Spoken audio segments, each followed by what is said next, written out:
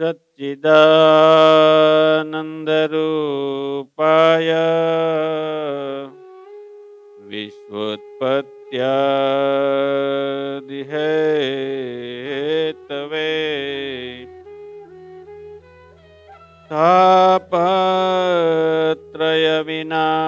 तापत्रयविनाशाय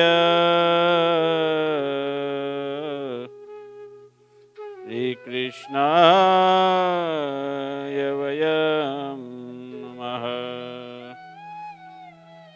ॐ श्री स्वामिनारायणाय नमो नमः। श्री हरिकृष्णाय घनश्यामाय नीलकंठाय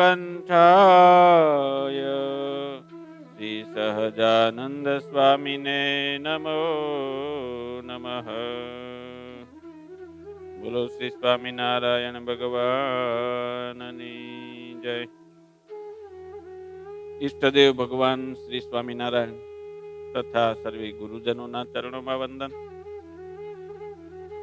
શ્રી જ્ઞાન સત્રનો લાભ લઈ રહેલા તમામ ભક્તોના સંતોના હૃદયમાં બિરાજમાન શ્રી હરિના ચરણોમાં વંદન। સર્વે શ્રોતાજનોને ભાવથી જય શ્રી સ્વામિનારાયણ। શ્રીમદ ભગવદ્ ગીતા જ્ઞાન સત્ર અધ્યાય 12 ભક્તિ યોગ। અધ્યાય 11 વિશ્વરૂપ દર્શન કરાવ્યા બાદ પ્રભુએ અંતે કહ્યું કે મદ ભક્ત મારો ભક્ત જે મત્કૃત હોય, મત્કૃત એટલે મારા પરાયણ, મત પરમો મારા પરાયણ જ હોય, જેના તમામ કર્મ મારા સંદર્ભે જ હોય, સંગ વર્જિત જેને કોઈ પણ પ્રકારનો કુસંગ ન હોય, નિર્વૈર નિર્વૈરી છે તો મામ એતી તે મને પામે છે।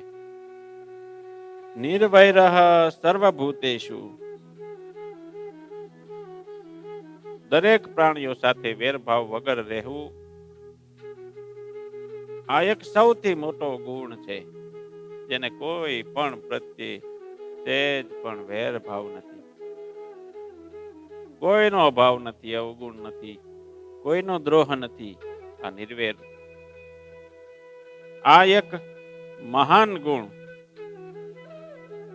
જે સમજી વિચારી અને પોતાના વર્તનમાં ઢાળવામાં આવે તો સુહૃદ સર્વભૂતા નામ થઈ જાય। બધા જ સર્વભૂત પ્રાણી માત્ર જે છે બધા સુહૃદ। સર્વભૂતેષુ એટલે માણસની સાથે સાથે આખી જીવ સૃષ્ટિ આવી જાય છે। એક પણ પ્રાણી એવું ન હોય કે તેની સાથે આપણે ગેરવર્તણૂક કરીએ। વેરવૃત્તિ તો જવા દો, પણ ગેરવર્તણૂક પણ ન થાય કોઈની પણ સાથે। એ પછી કૂતરું હોય, કોઈ પણ પશુ હોય, કોઈ પણ પક્ષી હોય કે નાના એમથી કીડી પણ હોય, એની સાથે પણ ગેરવર્તણૂક ન થાય। આજના સમયમાં તો માણસને માણસ થા એમ કેવું પડે છે, વાત વાતમાં કહે છે ને લોકો માણસ થા માણસ। એ પણ અત્યારે દયાજનક સ્થિતિ છે। પ્રાણીઓ, પશુઓ, વનસ્પતિઓ, પક્ષીઓ, દરિયામાં રહેનાર પ્રાણીઓ, એના સહિત માણસ સાથે આપણી ગાઢ આત્મીયતા હોવી જોઈએ, કારણ કે ઈશ દ્રષ્ટિ સર્વત્ર હોય। દરેક જીવ પ્રાણી માત્રમાં પ્રભુ રહેલા છે અને એ પ્રભુ આપણા મારા તમારા સૌના આત્મીય છે। એટલા માટે ભારતીય સંસ્કૃતિમાં પ્રાણીઓની પૂજા થાય છે, વૃક્ષોની પૂજા થાય છે। આ એમ નામ કઈ અબુધ સમજીને નથી કરતા કે પ્રાણીઓની પૂજા થતી હોય તો ત્યાં પણ ઈશ દ્રષ્ટિ છે કે આની અંદર રહેલા મારી પ્રભુની હું પૂજા કરી રહ્યો છું। કે વૃક્ષોની પૂજા થતી હોય, તુલસીને માતા ગણતા હોય તો ત્યાં પણ ઈશ દ્રષ્ટિ છે।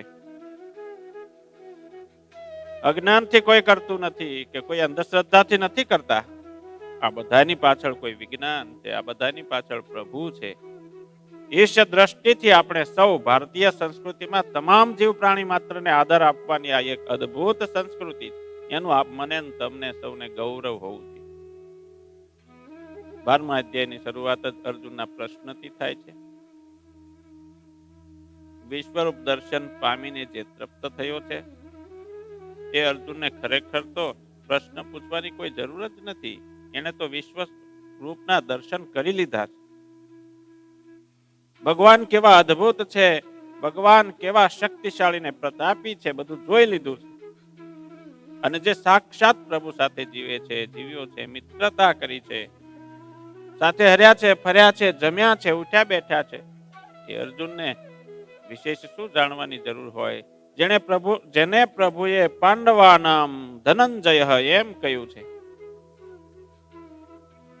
આવડી મોટી પદવી અર્જુનને આપી છે કે પાંડવોમાં ધનંજય હું છું.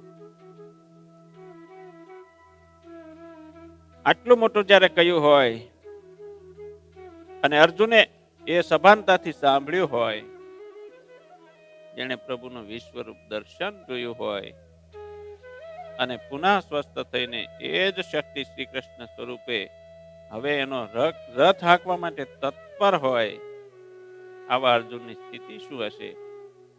એ સ્થિતિને અનુભવીએ, એની માનસિક સ્થિતિને અનુભવવાનો પ્રયત્ન કરીએ અને તે સ્થિતિમાં રહીને આ 12મો અધ્યાય આખો સમજવા પ્રયત્ન કરીએ તો આપણને આ અધ્યાય સમજમાં આવશે. અર્જુનની સ્થિતિએ જઈને વિચારવું પડે. અર્જુનની સ્થિતિએ જઈને આ અધ્યાય સાંભળીએ તો આની અંદર રહેલો જે અર્ક છે આપણને મળશે. ખરેખર અર્જુનને કોઈ પ્રશ્ન હોય જ ન શકે, પરંતુ પ્રભુ સાથે રહીને અર્જુનને પણ પ્રભુનો રંગ લાગ્યો છે અને એના દિલમાં પણ સર્વભૂત હિત એનો ખ્યાલ છે. આપણા માટે અર્જુન પૂછે છે, મારા ને તમારા ને સૌના માટે અર્જુન ભગવાનને પૂછી રહ્યા છે. યોગની ટોચ પર ગયા પછી આ બે રસ્તા જે છે એમાંથી શ્રેષ્ઠ રસ્તો કયો છે તે જાણવા માટે અર્જુન પૂછી રહ્યા છે. અને પ્રભુએ અંતે 54મા શ્લોકમાં એમ સ્પષ્ટ કહ્યું જ છે કે અર્જુન, માત્ર અનન્ય ભક્તિ દ્વારા જ મને મૂળ રૂપમાં તત્વતઃ જાણી શકાય છે. અને તે અનન્ય ભક્તિ યોગ પ્રભુ આપણને આ અધ્યાયમાં કહેવાના છે કે અનન્ય ભક્તિ યોગ શું છે. એ જાણવા માટે આપણે સૌ સાવધાન થઈએ. હું કહેવા માટે સાવધાન થાવ, આપ સૌ સાંભળવા માટે સાવધાન થઈ અને અનન્ય ભક્તિ યોગ આપણે સાંભળીએ. વિશ્વરૂપ દર્શન પામીને તૃપ્ત થયેલો અર્જુન પુનઃ પુનઃ પ્રભુને સાંભળવા છેડે છે પ્રશ્નની ધૂન. અર્જુન ઉવાચ એવં સતતયુક્તાયે ભક્તાસ્ત્વાં પર્યુપાસતે એતાપ્યક્ષરમવ્યક્તં તેષાં કે યોગવિત્તમઃ.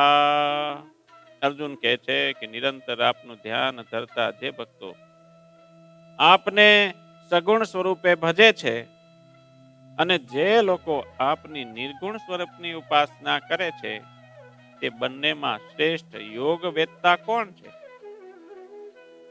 ભાવાર્થ અર્જુન કહે છે કે તમે કહ્યું એ પ્રમાણે સગુણ ઉપાસના કરનારા અને અક્ષર અવ્યક્ત સ્વરૂપની નિર્ગુણ ઉપાસના કરનારા આ બંને પ્રકારના જે ભક્તો છે, તેષામ કે યોગવિત્તમઃ.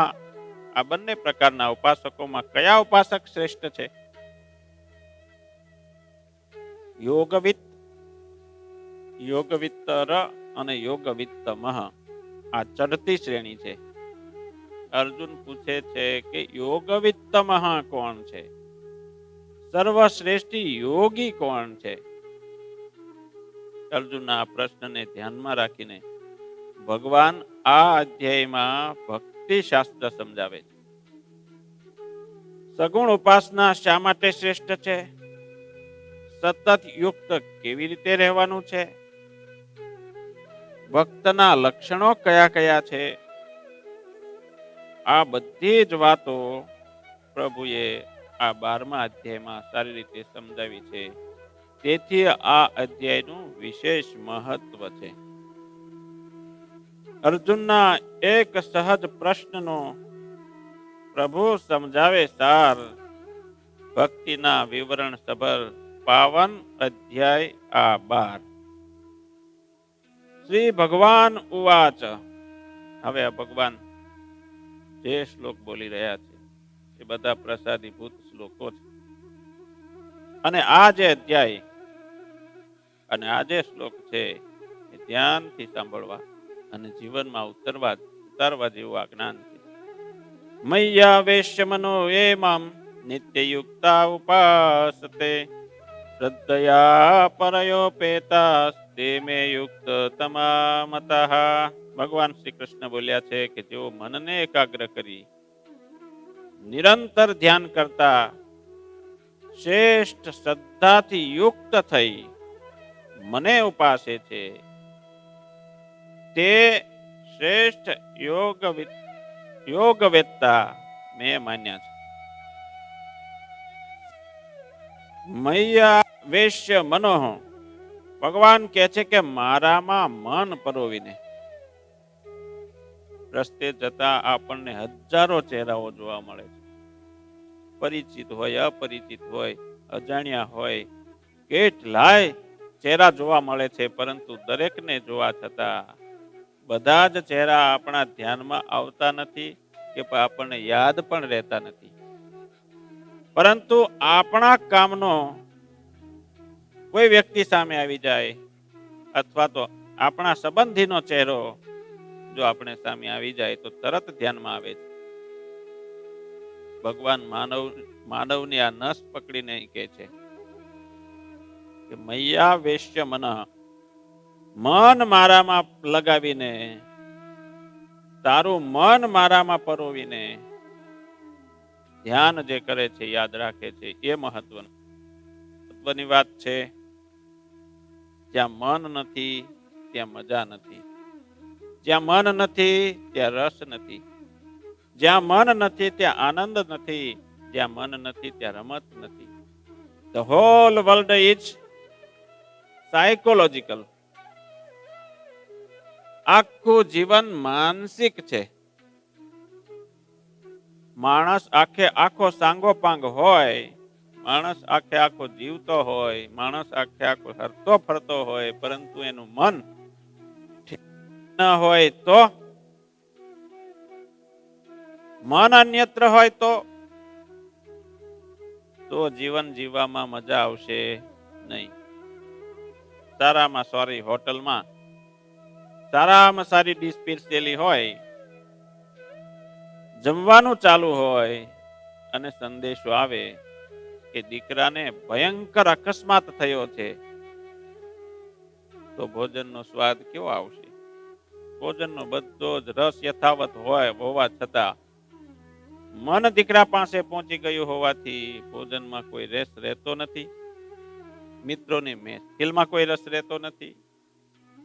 ભોજનમાં, સંબંધમાં, વાતચીતમાં, કામમાં, વ્યવહારમાં, અભ્યાસમાં, રમતમાં, લેખન વાંચનમાં, જીવન વ્યવહારની દરેક બાબતમાં જો મન ન હોય તો બધું જ નકામું છે.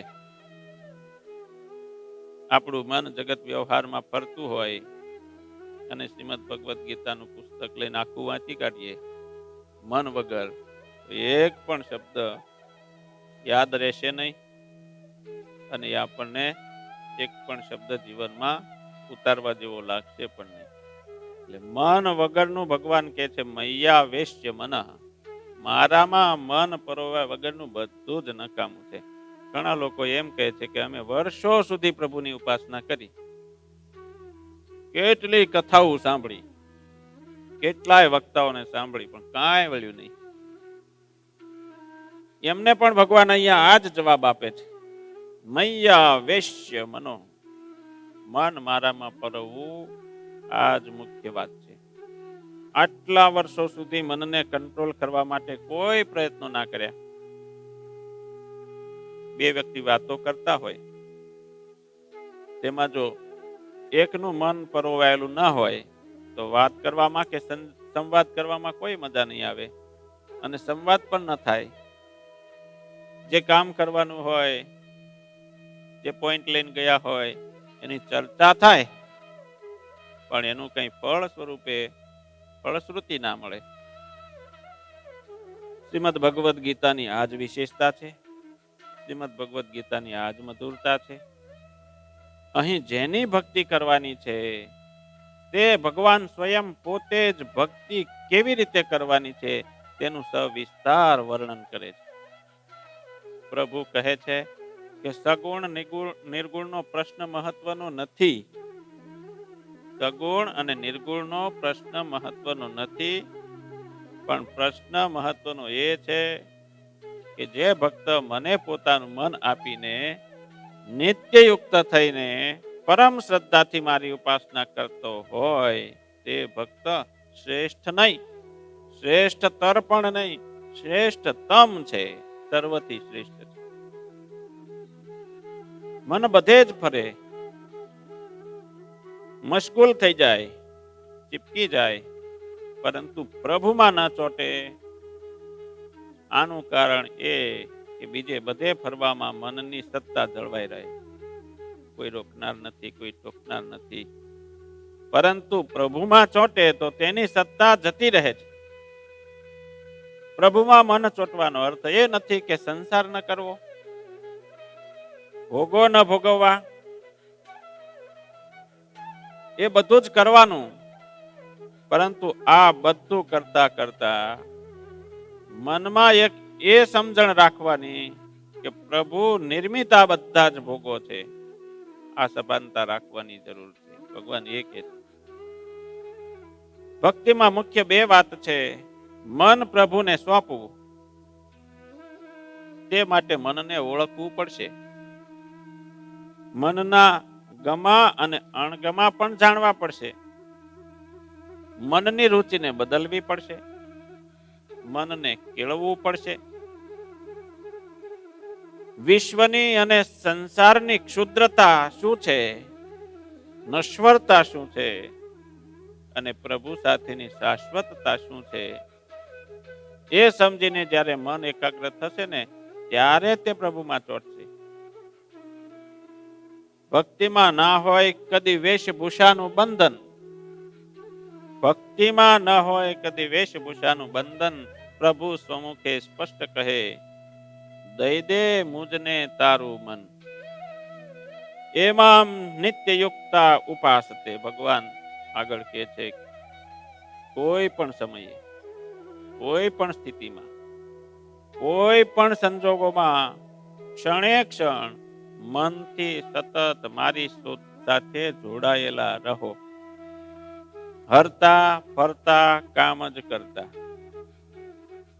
દરેક પ્રવૃત્તિની અંદર ડગલે ને પગલે, ખાતા પીતા ઉઠતા બેસતા સર્વ ક્રિયામાં મન ભગવાનમાં રહેવું જોઈએ. તમે કોઈ પણ ક્રિયા, શિક્ષક હોય તો ભણાવવાનું કામ કરતા હોય, વિદ્યાર્થી હોય ભણવાનું કામ કરતા હોય, વ્યાપારી હોય કામ ધંધો કરતા હોય, દરેક ક્રિયા કરવાની છૂટ.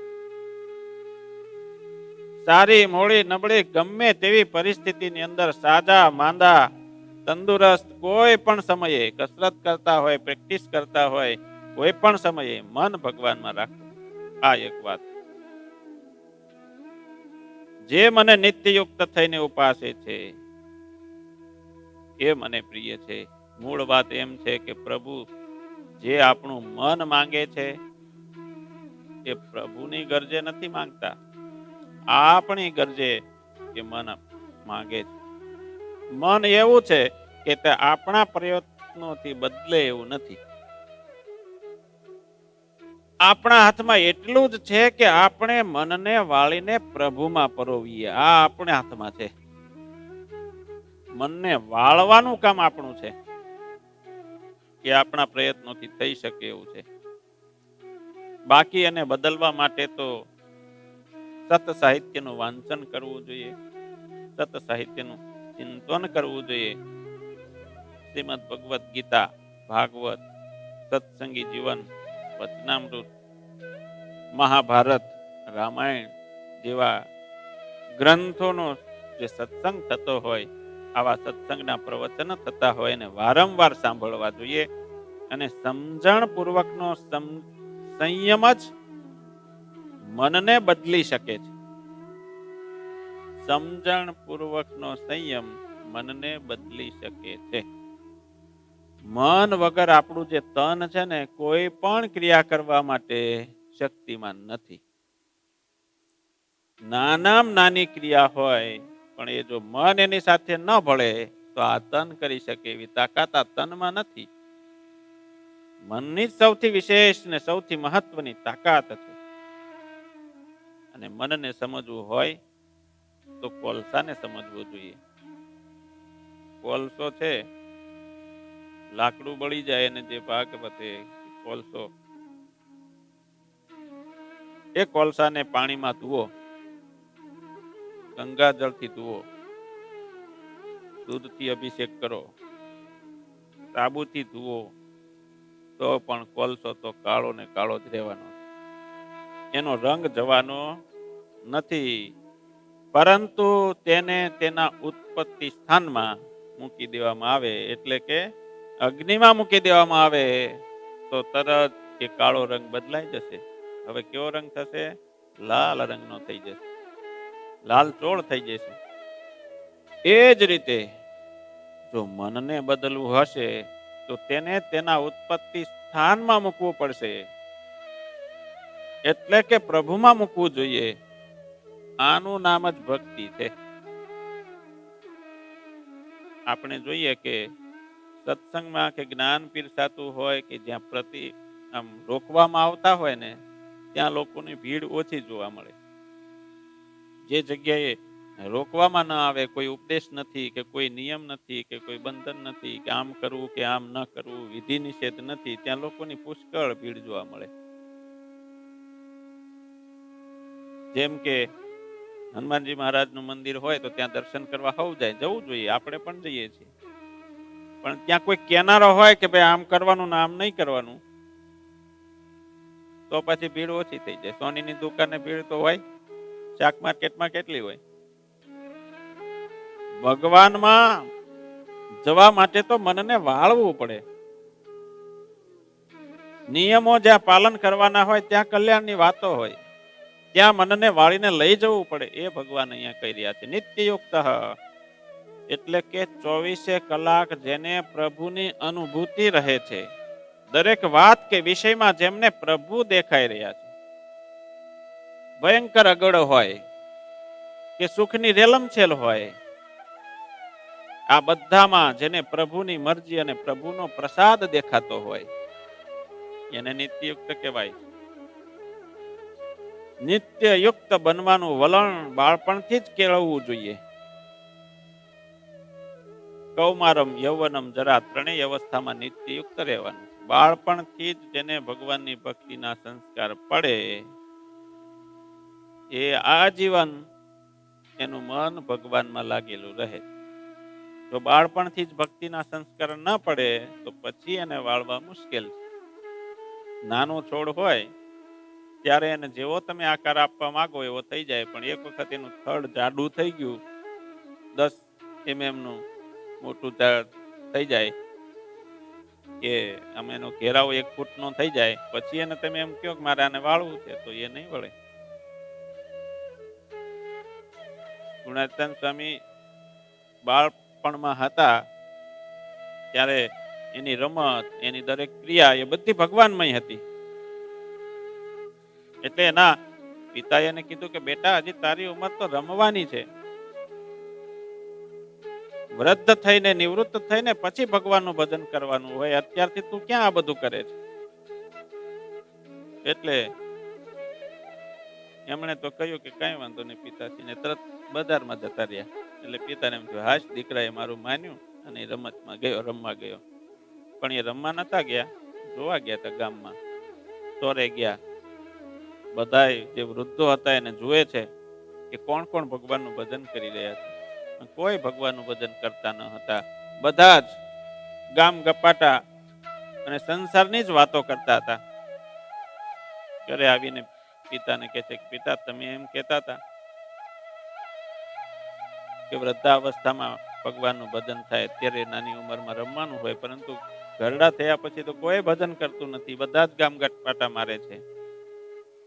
એટલા માટે કે નાનપણથી એમણે ભક્તિ નથી કરી તો વૃદ્ધાવસ્થામાં પણ એમની વૃત્તિ ભગવાનમાં રહેશે નહીં, લૌકિક સાંસારિક વ્યવહારમાં રહેશે. એટલે નાનપણથી જ બાળકોને ભગવાનની ભક્તિના સંસ્કાર આપવા એ મા બાપનું ફરજ છે કે એ એક જીવને ભગવાનને રસ્તે લઈ જાય અને સુખીઓ કરે. એટલે કે છે કૌમારમ યૌવનમ જરા ત્રણેય અવસ્થાની અંદર યુક્ત રહેવાનું છે. પરયા શ્રદ્ધયા ઉપાસતે, માન્યતા જુદી, વિશ્વાસ જુદો અને શ્રદ્ધા પણ જુદી. માન્યતા એ અર્ધ આભાસ છે. વિશ્વાસ એ માણસ વચ્ચેના વ્યવહારમાં રખાતો ભરોસો છે. અને એ ભરોસામાં જ્યારે જ્યારે આદર, માંગલ્ય, પાવિત્ર્ય ભળે ત્યારે શ્રદ્ધા થાય છે. શ્રદ્ધા પૂર્ણ હોય એમાં ખંડિતતા ના ચાલે. જેમાં પાતિવ્રત્યમાં કોઈ પણ સંજોગોમાં ખંડિતતા ન ચાલે, એ જ રીતે શ્રદ્ધામાં લેશ માત્ર પણ ખંડિતતાને અવકાશ નથી. પતંગ ઉડાડવી હોય તો દોરો પણ અખંડ હોવો જોઈએ. એ વચ્ચેથી ખંડિત થઈ જાય એટલે કાપી નાખવામાં આવે તો પતંગ તમારા હાથમાં રે કરી. એવી જ રીતે શ્રદ્ધા પણ અખંડિત પૂર્ણ હોવી જોઈએ, તો જ તમે ભગવાનમાં એ મનને, શ્રદ્ધા વાળા મનને જોડી શકો. જેમાં મારી શ્રદ્ધા છે તે મને ને તમને પ્રતિકૂળ લાગે તેવું ફળ આપે, અણછાજતું વર્તન કરે છતાં પણ આપણે આનંદથી લેશ માત્ર ખચકાટ વિના તેનો સહર્ષ પ્રસાદ માનીને સ્વીકાર કરીએ છીએ. આનું નામ શ્રદ્ધા. અને આ જ શ્રદ્ધા ભગવાનમાં હોય તો ભગવાન તે આ શું કર્યું મારા જીવનમાં, તારી મારા તરફ નજર કેમ નથી? આમ બૂમો પાડનાર શ્રદ્ધાવાન નથી. આમ બૂમો પાડનારા ભક્તિ વાળા ભગત નથી. હે પ્રભુ હવે તો કરુણા કર, આમ કહેનાર ભગત નથી. પ્રભુની કરુણાનો ધોધ તો સતત વહેતો જ રહે છે. એનાથી જ હું જીવું છું. મારું જીવન પ્રભુની કૃપાથી છે અને પ્રભુની મારા પર સતત નજર છે. હું ઊંઘી જાઉં છું ત્યારે પણ તે મારા શ્વાસોશ્વાસને ચલાવી રહ્યા છે. દરેક પરિસ્થિતિ સારી હોય કે નરસી હોય, સુખની હોય કે દુઃખની હોય, એ પ્રભુ નિર્મિત જ છે. પ્રભુ મને રમાડે છે. ક્રિકેટની ભાષામાં આપણે વાત કહીએ તો પ્રભુ બોલિંગ કરે છે, આપણે બેટિંગ કરવાની છે. આ રીતે જે પ્રભુ તરફ જુએ તે પરમ શ્રદ્ધાવાન છે. ગીતામાં પ્રભુએ અનેક આશ્વાસનો આપ્યા છે. અનેક આશ્વાસનો. એ પ્રભુ વચનો પરનો 100% ભરોસો તે પરમ શ્રદ્ધા. અને પ્રભુ અહીં કહે છે કે તે મેં યુક્ત તમામતા, મન મારામાં મૂકવું, નિત્યયુક્ત, એટલે કે નિત્યયુક્ત બનવું, શ્રદ્ધયા પરયોપેતા એટલે પરમ શ્રદ્ધા યુક્ત બનવું. આ ત્રણ વાતો જીવનમાં લાવીને પ્રભુને જે ઉપાસના કરે છે તે યુક્તતમ છે. પછી તે સગુણો પાસક હોય કે નિર્ગુણો પાસક હોય એ મહત્વનું નથી. ભગવાનમાં મન આપવું, મૈયા વેશ્ય મન થવું એ મહત્વનું છે. મન મૂકી મારામાં તું નિત્યયુક્ત થઈ જા. પરમ શ્રદ્ધાથી ઉપાસના કર, શ્રેષ્ઠ યોગી થા. એ ત્વમ અક્ષરમ અનિર્દેશ્યમ અવ્યક્તમ પર્યુપાસતે સર્વત્ર ગમચિંત્યમ ચ કુટસ્થમ અચલમ ધ્રુવમ. જે લોકો અનિર્દેશ્ય, અવ્યક્ત, સર્વમાં વ્યાપેલા, અચિંત્ય, કુટસ્થ, અચળ, શાશ્વત તથા અવિનાશી બ્રહ્મની ઉપાસના કરે છે તેઓ મને જ પામે છે. આ શ્લોકમાં પ્રભુ માયિક ગુણથી રહિત સગુણ સાકાર સ્વરૂપનું વર્ણન કરે છે. અને એ સ્વરૂપને કેવો ભક્ત કઈ રીતે પામી શકે તેની વાત કરે છે. પ્રભુ પોતે જ પોતાની સ્થિતિનું વર્ણન કરે છે. પરમ શક્તિની મૂળ સ્થિતિ શું છે તેનું વર્ણન કરી રહ્યા છે. અક્ષરમ, અક્ષરમ કહેતા જેનો કદી વિનાશ નથી, જે ક્ષર નથી કહેતા નાશવંત નથી, જેમાં કદી કોઈ ઘટ નથી કે ઓટ પણ નથી, એવા પ્રભુ છે. પરમ શક્તિ અક્ષર છે, શાશ્વત છે, અજર છે ને અમર છે. અનિર્દેશ્યમ, અનિર્દેશ્યમ એટલે જેને આ એમ કહીને દેખાડી શકાતા નથી, અનુભવી શકાય છે, કે જે આ લૌકિક ભાષા કે વાણીનો વિષય જ નથી, જેનો નામથી પણ નિર્દેશ ન કરી શકાય એવું પરમાત્માનું સ્વરૂપ.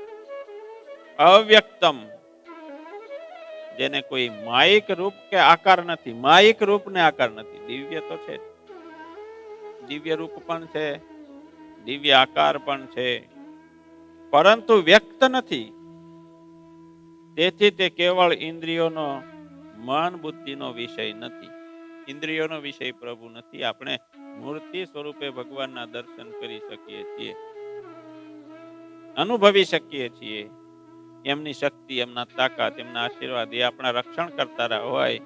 કોઈ પણ ઘટના હોય આપણા જીવનમાં બનતી હોય, આપણે ત્યારે અનુભવી શકીએ કે આમાં મારી રક્ષા થઈ, એ મારા પ્રભુએ કરી. અનુભવ થઈ શકશે, પણ અવ્યક્ત છે. જે હું ને તમે એકબીજાને સામે જોઈ શકીએ છીએ એ વ્યક્ત છે, અને આ કોમ્પ્યુટરની અંદર રહેલું જે સોફ્ટવેર એ વ્યક્ત નથી, અવ્યક્ત છે. બેક સાઈડમાં કામ કરનારું હાર્ડવેર એ પણ વ્યક્ત નથી, દેખાયતું નથી. જે દેખાય નહીં એને અવ્યક્ત કહેવાય. મન બુદ્ધિનો એટલા માટે આ વિષય નથી. સર્વત્ર ગમ, પ્રભુ સર્વવ્યાપી છે, અણુ અણુમાં રહેલા છે, મારામાં છે, તમારામાં છે. આ સમગ્ર જીવ સૃષ્ટિ પ્રભુમય છે, સઘળું પ્રભુ જ છે. તે પ્રત્યેક કણ કણમાં છે, અને કણ કણ તે જ છે. કણ કણમાં પ્રભુ છે, અને પ્રભુમાં બધું રહેલું છે. એટલા માટે તો આપણે કહીએ છીએ કે જેના રોમ સુછિદ્રમાં અણુ સમા બ્રહ્માંડ કોટી ફરે. ભગવાનના એક રોમ કૂપની અંદર અનંત બ્રહ્માંડો જે છે ઉડતા ફરે છે. તો પછી ક્યાં ક્યાં ભગવાન નથી? દરેક જગ્યાએ ભગવાન તો છે જ. અચિંત્યમ, જે અવ્યક્ત છે તે અચિંત્ય જ હોય. જે માયિક ગુણો અને આકાર વિનાના છે, તેથી જ તે નિર્ગુણ અને નિરાકાર છે. કારણ કે એમાં માયિક ગુણ અને આકાર નથી.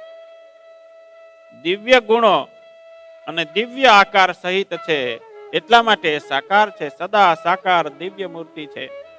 પોતાના ધામમાં કિશોર મૂર્તિ, દિવ્ય સાકાર મૂર્તિ એ ભગવાન વિરાજમાન છે. એટલા માટે સાકાર પણ છે. તે મન અને બુદ્ધિનો વિષય થઈ શકતા નથી. બધું જ પ્રભુ છે. મારામાં પણ પ્રભુ છે, તારામાં પણ પ્રભુ છે, સૌમાં પણ પ્રભુ છે. પ્રભુ અંતર્યામી રૂપે, સાક્ષી સ્વરૂપે વિરાજમાન છે. હૃદયે જીવવત જીવે અંતર્યામી તયા સ્થિત. હૃદયમાં જેમ જીવ રહ્યો છે, એમ જીવની અંદર અંતર્યામી સ્વરૂપે ભગવાન રહેલા જ છે. કૂટસ્થ, કૂટસ્થ એટલે હૃદયમાં રહેલું, સાક્ષી રૂપે સર્વકાળે એક રૂપ રહેનારું, ગુપ્ત અને સંગરહિત, શ્રેષ્ઠ. કૂટ એટલે કે એરણ. એરણ ઉપર ઘરેણા સાધનો વગેરે ઠોકી ઠોકીને ઘડવામાં આવે છે, આકાર આપવામાં આવે છે. પરંતુ તે પોતે કદી બદલાતું નથી. એરણ બદલાતી નથી, ઘરેણું એનો આકાર બદલી નાખે. સદાકાળ એક રૂપ રહે છે. સૃષ્ટિમાં અનંત જીવોના જન્મ થાય છે, એનું પાલન થાય છે, એનું મરણ થાય છે. આ ચક્રો હંમેશા ચાલ્યા જ કરે છે, અનંત કાળથી ચાલ્યા આવે છે, આજકાલના નથી. પરંતુ પરમાત્મા તો જેવા છે એવા ને એવા જ છે, એમાં કોઈ ફરક પડતો નથી. અનંત બ્રહ્માંડો ઉથલી પાથલી જાય, વિનાશ થઈ જાય, પ્રલય થઈ જાય, કેટલી વાર પ્રલય થઈ જાય, પણ ભગવાન તો એવા ને એવા જ રહે છે. અચલમ, અચલ એટલે કે આવન જાવનની ક્રિયાથી સર્વથા રહિત, ફેરફાર રહિત, પરિવર્તન રહિત. પ્રકૃતિ પરિવર્તનશીલ છે અને પ્રભુ અચલ છે. ધ્રુવમ, જેની સત્તા એકમેવ સત્ય છે અને તે નિત્ય પણ છે. પ્રભુ આ સૃષ્ટિનું નિમિત્ત કારણ છે, આ સૃષ્ટિનું ઉપાદાન કારણ પણ છે. સર્વ સત્તા કારણથી સર્વત્ર વિદ્યમાન પ્રભુ છે. પરબ્રહ્મ પરમાત્મા, આ 8 વિશેષણો એના પરમાત્માના છે. તેમાં સૌથી મહત્વનું વિશેષણ છે ધ્રુવમ. ધ્રુવમ કહીને પરમાત્માની સત્તા આમાં આપણને અખૂટ દેખાડી છે. ધ્રુવમ એટલે નિત્ય, શાશ્વત, તેનો કદી ક્યાંય લેશ માત્ર પણ અભાવ નથી. આવું જે સમજે છે, આવી જેની બુદ્ધિ છે, આવી જેની નિષ્ઠા છે, એવા લોકો ભગવાન કહે છે મને પામે છે. આવા જ્ઞાન વાળા. અવ્યક્ત, અક્ષર, અનિર્દેશ્ય, છતાં તું સર્વત્ર ગમ, કૂટસ્થ, અચલ, અચિંત્યમ, એવો છે તું ધ્રુવમ. ભગવાનને પ્રત્યેક કણકણમાં જોનારા જે ભક્તો છે, ભગવાન કહે છે કે એવા જે ભક્તો છે એ મને પ્રિય છે. આવી દ્રષ્ટિ આપણે કેળવવાની છે. એટલું કહી આ સત્રને અહીંયા વિરામ આપીએ. સહજાનંદ સ્વામી મહારાજની જય. શ્રીપતિમ શ્રીધરમ સર્વદેવેશ્વરમ ભક્તિધર્માત્મજમ વાસુદેવમ હરે માધવમ કેશવમ કામદમ કારણમ શ્રી સ્વામિનારાયણમ નીલકંઠમ ભજે. શ્રી સ્વામિનારાયણમ નીલકંઠમ ભજે. શ્રીપતિમ સહજાનંદ સ્વામી મહારાજની જય.